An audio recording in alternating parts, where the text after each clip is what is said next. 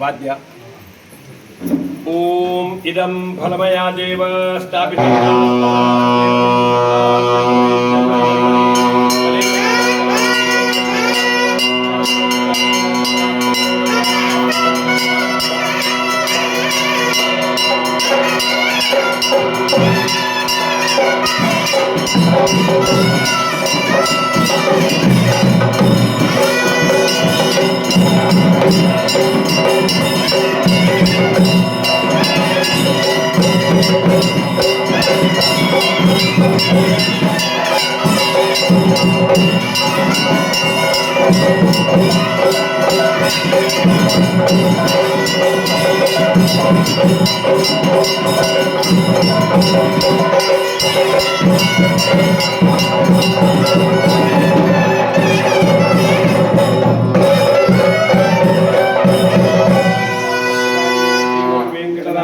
श्रीनिवासाय नमः।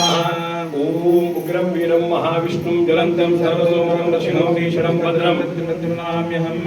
ओम सत्यज्ञान सुखस्वरूपमलं क्षीराब्धिमध्यस्थितं योगारूढमति प्रसन्नवदनं भूषा सहस्रोज्ज्वलं चक्षक्षत्रपिनाकसाभयवरान् विभ्राणमर्कच्छत्रीभूतफणीन्द्रविन्दुदपदं लक्ष्मीनरसिंहवजे ब्रह्मान्ता गुरुवः साक्षात् इष्टं देवं श्रेयपरिः आचार्या ಶ್ರೀಮದಾಚಾರ್ಯ ಸಂತು ಮೇ ಜನ್ಮ ಜನ್ಮನಿ.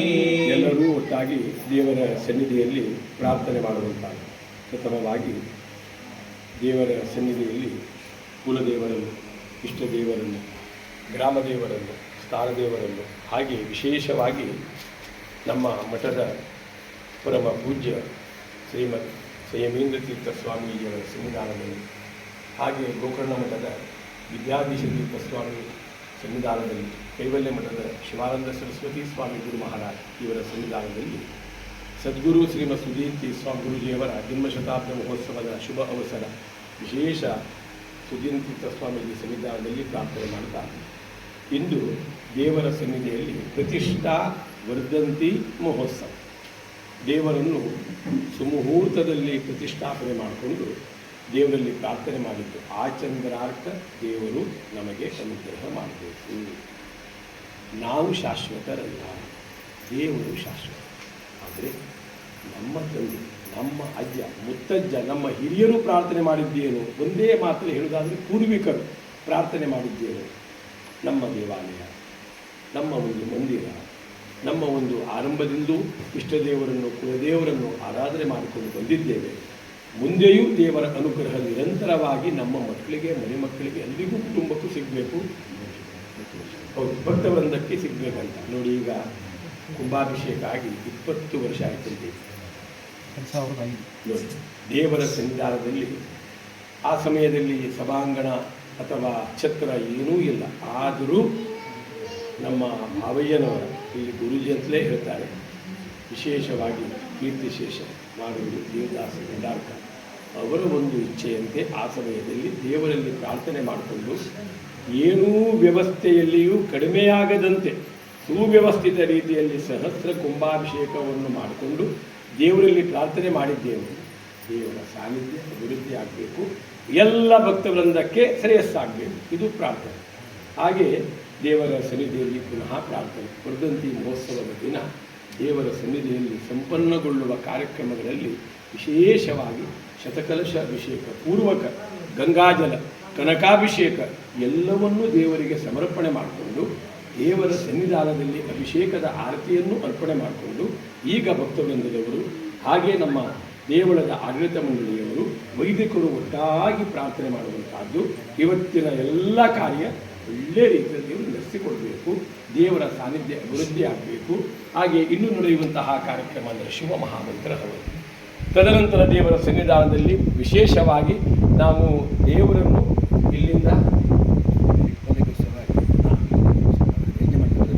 ಪಲ್ಲಕ್ಕಿ ಉತ್ಸವ, ವಿಶೇಷವಾಗಿ ದೇವರಿಗೆ ಉತ್ಸವ ರೂಪದಲ್ಲಿ ದೇವದೇವೋತ್ತಮ ದೇವತಾ ಸಾರ್ವಭೌಮ ಅಖಿಲಾಂಡಕೋಟಿ ಬ್ರಹ್ಮಾಂಡ ನಾಯಕ ದೇವರ ಸನ್ನಿಧಾನದಲ್ಲಿ ಅಲಂಕಾರ ಮಾಡಿಕೊಂಡು ಪೂಜನೆ ಮಾಡಿಕೊಂಡು ಅಲ್ಲಿಂದ ದೇವರಿಗೆ ನಾವು ಇಲ್ಲಿಂದ ವಿಶೇಷವಾಗಿ ವೈಭವದಿಂದ ಪಲ್ಲಕ್ಕಿಯಲ್ಲಿ ಮಹಾದ್ವಾರದವರೆಗೆ ಹೋಗಿ ಅಲ್ಲಿಂದ ಬರುವಾಗ ನಾವು ಹೋಗುವಾಗಲೇ ತಗೊಂಡು ಹೋಗ್ತೇವೆ.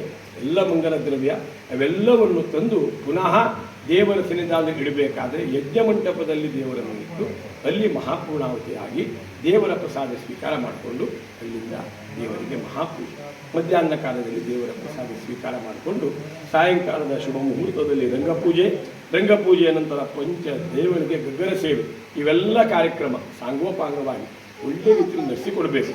ಇಲ್ಲಿ ಒಂದು ಗುರುಜಿಯವರ ಆಶೆ, ಒಂದು ಮಧುಕರಿ ಪ್ರಸಾದ, ದೇವರ ಪ್ರಸಾದವನ್ನೇ ಅಲ್ಲಿಟ್ಟು ದತ್ತಾತ್ರೇಯ ದೇವರ ಸನ್ನಿಧಾನದಲ್ಲಿ ಮಧುಕರಿ ಪ್ರಸಾದ ರೂಪದಲ್ಲಿ ಸ್ವೀಕಾರ ಮಾಡುವಂಥ ಇವೆಲ್ಲ ಕಾರ್ಯಕ್ರಮ ಸಾಂಗೋಪಾಂಗವಾಗಿ ಒಳ್ಳೆ ರೀತಿಯಲ್ಲಿ ನಡೆಸಿಕೊಡಬೇಕು.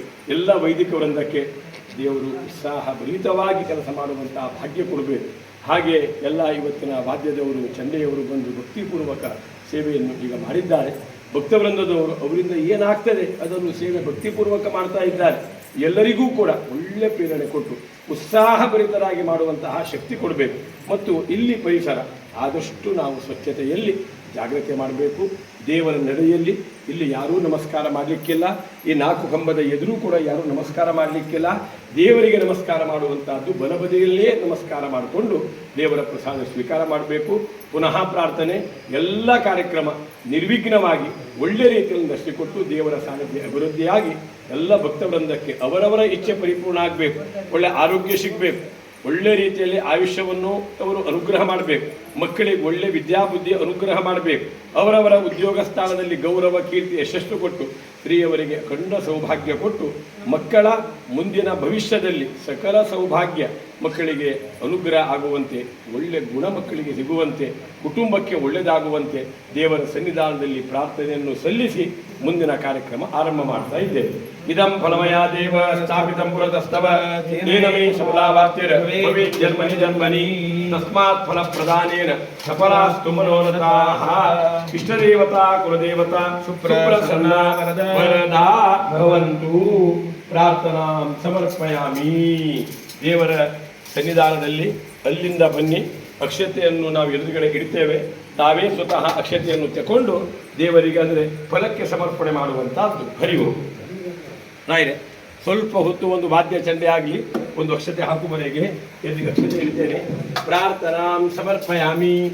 ಹಂಗೆ ಮುಖ ಗಾಂಧನ ಓಂ ದೇವಿ ವಾಚ ಭಜನೆಯಂತ ದೇವಾಸ್ತಾಂ ವಿಶ್ವರೂಪ ಪ್ರಥಮೋ ವದಂತಿ ತಾನೋ